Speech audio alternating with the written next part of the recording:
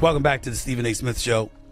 Before I get on out of here, I had to talk about a story that's very, very important. And albeit indirectly, just when everyone thought the tension in women's professional basketball had reached its absolute breaking point, an unedited courtside recording surfaced that completely shattered the public narrative and sent shockwaves through the entire sports world.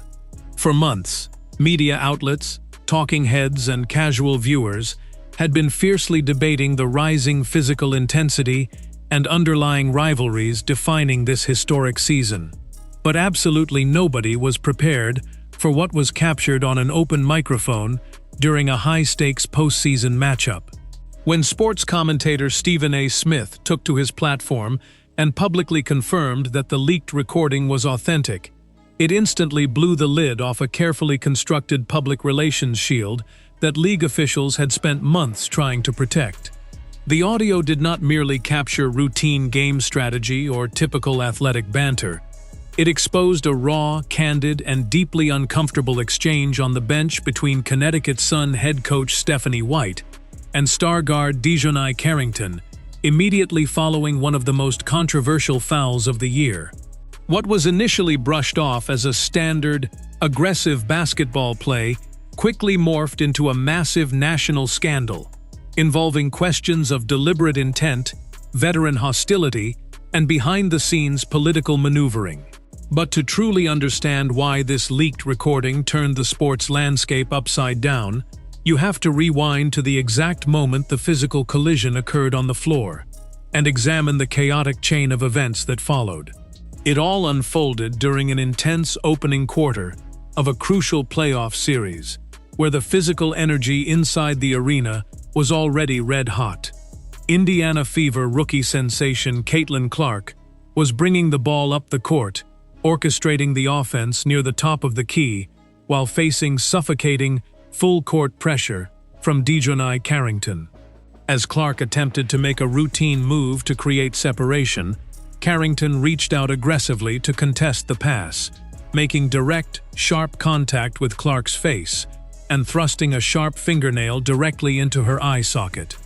Clark instantly collapsed to the hardwood in visible agony, clutching her face as the home crowd gasped and then erupted in anger. Despite the obvious severity of the physical contact and the visible swelling beginning to form around Clark's eye, the officiating crew blew the whistle for only a basic common foul, refusing to pause the game or review the play for a potential flagrant infraction. Fans in the stands were stunned, and within minutes, high-definition slow-motion replays were circulating across every major social media feed, showing the contact from multiple angles and igniting a fierce online debate about whether the play was simply an unlucky accident or something far more sinister. But as intense as the reaction was on the court, nobody realized that the true drama was quietly taking place on the bench just a few feet away from the broadcast table.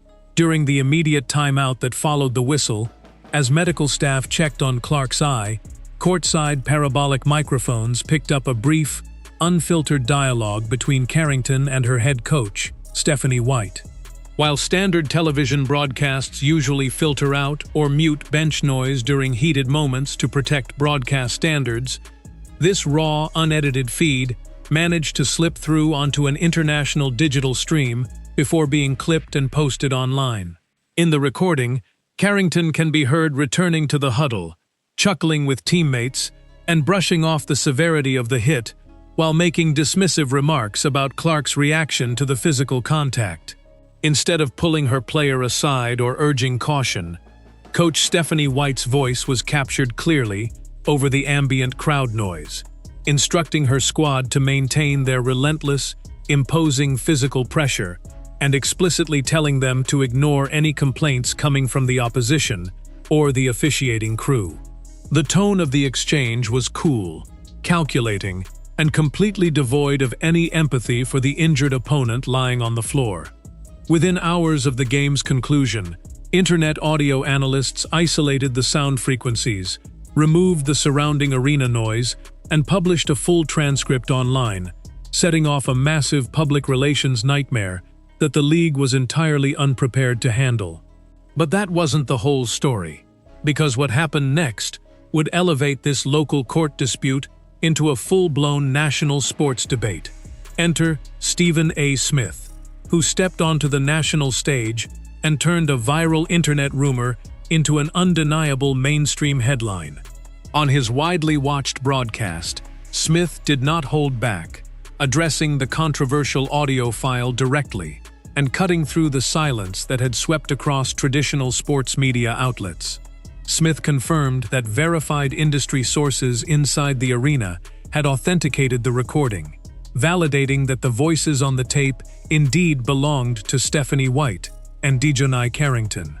He argued with intense conviction that while physical play and psychological warfare are natural elements of professional sports, coaching players to engage in reckless contact while publicly preaching sportsmanship off the court represented a level of hypocrisy that could no longer be ignored. Smith threw down the gauntlet, calling out what he perceived as a deep-seated culture of resentment within the league toward its biggest new star, and emphasizing that protecting player safety should always take precedence over petty rivalries. His fiery commentary validated the suspicions of millions of fans who felt the rookie was being targeted, transforming a single foul into an explosive national conversation about professional ethics, broadcast transparency, and league accountability. The fallout from Smith's confirmation was immediate, largely because the leaked audio stood in glaring, irreconcilable contrast to the official statements delivered by Stephanie White during her post-game press conference. Standing in front of reporters just an hour after the final buzzer, White had presented a polished, protective defense of her player, describing Carrington's defense as clean, physical, and born out of pure athletic competitiveness. She dismissed probing questions from beat writers who inquired about the injury, insisting to the media that physical play was simply part of playoff basketball, and accusing critics of fabricating drama where none existed. However, with the leaked audio racking up millions of views across social media at the exact same time, fans and journalists were able to juxtapose her public composure against her private bench instructions. Commentators pointed out how White's public rhetoric completely contradicted the aggressive, dismissive tone recorded during the game, exposing a stark divide between what team management was telling the public and what was actually being said inside the huddle. This glaring discrepancy placed the veteran head coach under an intense national spotlight, forcing analysts to question whether coaching staffs were actively enabling an environment of hostility behind closed doors. And what happened next would shock everyone, as the scandal peeled back the layers on a much deeper, more complex issue that had been simmering beneath the surface of women's professional basketball all year long. Whispers and rumors regarding veteran resentment toward the unprecedented media coverage focused on the incoming rookie class had been circulating through league circles for months. Players who had dedicated years to building the league under minimal spotlight and modest compensation suddenly found themselves playing in sold-out, prime-time arenas. Yet the vast majority of media attention and lucrative endorsement deals were being funneled to a single newcomer. Analysts pointed out that this unprecedented cultural shift had created an undercurrent of friction, where established players felt an overwhelming urge to assert their dominance and physically test the rookie at every opportunity. The leaked bench recording seemed to provide definitive, indisputable proof of this underlying mindset, suggesting that the heightened physical roughness was not merely an accidental byproduct of intense play, but a deliberate tactical approach discussed openly on the sidelines. As rumors swept through online sports forums about private group chats, union friction, and locker room divides, the leaked recording became Exhibit A for fans who argued that the league's rising tide was being met with internal resistance. As the recording continued to dominate sports news cycles, An army of internet sleuths and digital sports analysts began conducting exhaustive, frame-by-frame breakdowns of the entire game sequence, alongside the isolated audio track.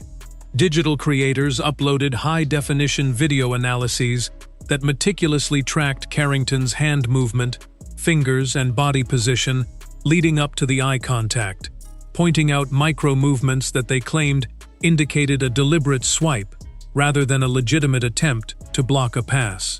Viewers created extensive side-by-side video comparisons, featuring similar fouls from previous games, demonstrating how other players had been hit with immediate flagrant fouls, hefty fines, or technical reviews for far less contact. Social media platforms were inundated with viral threads, petition campaigns, and heated debates, with fans calling for official league investigations into the conduct of both Carrington and White.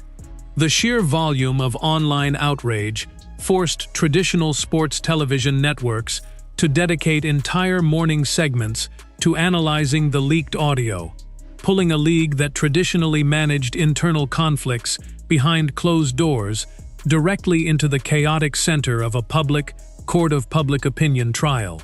Meanwhile, inside the league's corporate offices, executives found themselves trapped in a high-stakes public relations crisis, with no easy way out.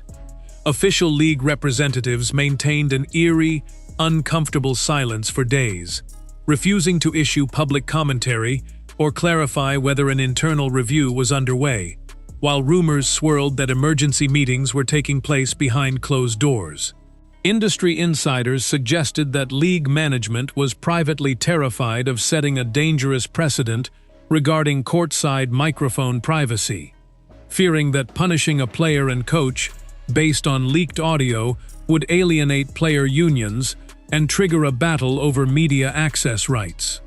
On the flip side, doing nothing risked infuriating millions of new fans who believed the league was failing to protect its most valuable commercial asset from dirty play and unchecked aggression. The league's reluctance to issue a swift, clear statement only served to fuel further speculation, with critics arguing that sports executives were hoping to ride out the media storm until the next game took over the headlines. The explosive nature of Stephen A. Smith's commentary also sparked a fierce debate about the ethics of modern sports broadcasting and the shrinking boundaries of athlete privacy in the digital age. With ultra-sensitive parabolic microphones positioned every few feet along the court and high-definition cameras capturing every micro-expression, the traditional sanctuary of the bench has effectively vanished. Veteran coaches and players are coming to terms with the terrifying reality that offhand remarks, sarcastic jokes, or heated instructions can be instantly captured, uploaded, and analyzed by millions of people worldwide within minutes. Some sports commentators argued that holding professionals accountable for what they say on the sidelines is a victory for fan transparency and player safety, while others warned that stripping away bench privacy destroys the raw, unfiltered emotional edge that makes professional sports compelling. This incident made it undeniably clear that in today's hyper-connected media environment, what happens on the sideline will never stay on the sideline again. As the days passed and the team prepared for their subsequent playoff games, the lingering tension on the hardwood reached an all-time high, with every eye in the arena focused on Carrington, White, and Clark during every single possession. Broadcasters noted that official referees appeared visibly hyper-vigilant, blowing the whistle quickly on minor physical contact to prevent the game from spiraling out of control under the heavy glare of national scrutiny. Despite the heightened officiating, the psychological dynamic on the floor had permanently shifted, with every defensive physical gesture being dissected by fans and television cameras looking for signs of continued hostility. Carrington found herself subjected to intense dynamic crowds that booed her every time she touched the basketball, while Stephanie White's coaching decisions were subjected to endless micro-analysis by digital commentators. The leaked audio had forever altered the narrative surrounding the series, ensuring that regardless of who won on the scoreboard, the storyline off the court would overshadow the final result. In the broader context of sports media history, this leaked recording moment represented a seismic turning point for how women's basketball is covered, critiqued, and consumed by the global public. For decades, the league had operated in a relatively protected media bubble, where coverage was largely supportive and negative stories were rarely amplified to a national scale. However, the massive influx of viewer interest, multi-million-dollar television contracts, and intense fan investment brought with it the raw, uncompromising, and often ruthless nature of modern sports journalism. Controversies were no longer handled quietly. They were amplified, debated, and weaponized by fans, critics, and talking heads alike. Stephen A. Smith's decision to validate the leaked recording signaled to the entire sports world that the league had officially entered the big leagues of media scrutiny, where every action, statement, and hidden whisper would be held to the highest standard of public accountability. Ultimately, the leaked recording featuring Stephanie White and Dijonai Carrington exposed the complex, messy, and fascinating reality of a professional sports league undergoing an unprecedented cultural transformation. It revealed that behind the inspiring slogans, polished marketing campaigns, and historic attendance figures lies a world of intense professional rivalries, genuine personal friction, and high-stakes gamesmanship. While some fans viewed the bench comments as proof of toxic behavior, others saw it as the natural, cutthroat reality of elite professional athletics, where no quarter is given to opponents regardless of their fame or status. As the sport continues to grow at a meteoric pace, moments like this prove that the path to mainstream dominance is filled with unpredictable scandals, intense public debates, and unvarnished truths. The audio tape may eventually fade from the daily news cycle, but the lessons learned about transparency, media power, and the dark side of athletic rivalries will echo through the halls of professional sports for years to come.